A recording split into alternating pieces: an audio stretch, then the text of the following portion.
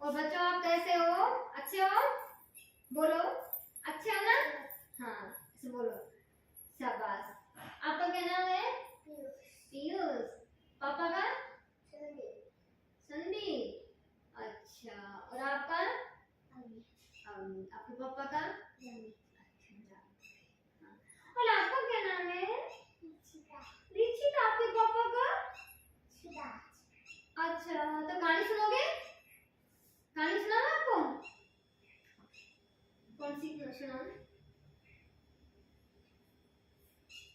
कौन सी सुनाओ बताओ? कुल्हाड़ी वाली है ना? हाँ एक बार एक लकड़ आ रहा था है ना, तो वो जंगल में क्या लकड़ियां काटता था। एक बार उसकी कुल्हाड़ी नदी में गिर गई तो वो बैठ के वहां रोने लगा। तो वहां से जब नदी में से वो एक पानी का जो देवी थी वो निकली, देवता। तो उसने कहा कि भाई तुम क्यों रो रहे हो?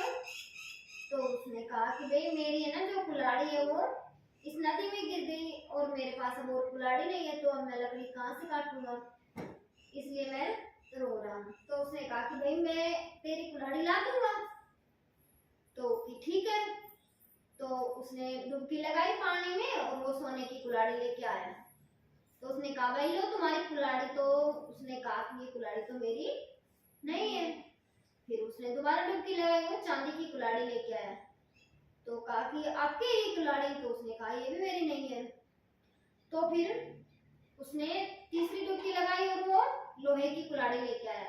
तो उसने कहा कि ये कुल्हाड़ी मेरी है। तो पानी के देवता ने देखा कि ये तो ईमानदार आदमी है कि भाई इसने ना ही तो सोने की कुल्हाड़ी ली, नहीं तो सोना तो महंगा होता है, और ना ही चांदी की ली, लेकिन उसने अपनी ही लोहे की कुल्हाड़ी ली।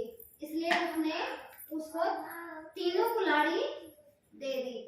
इसलिए इस कहानी से हमें क्या शिक्षा मिलती है कि हमें लालच नहीं करना चाहिए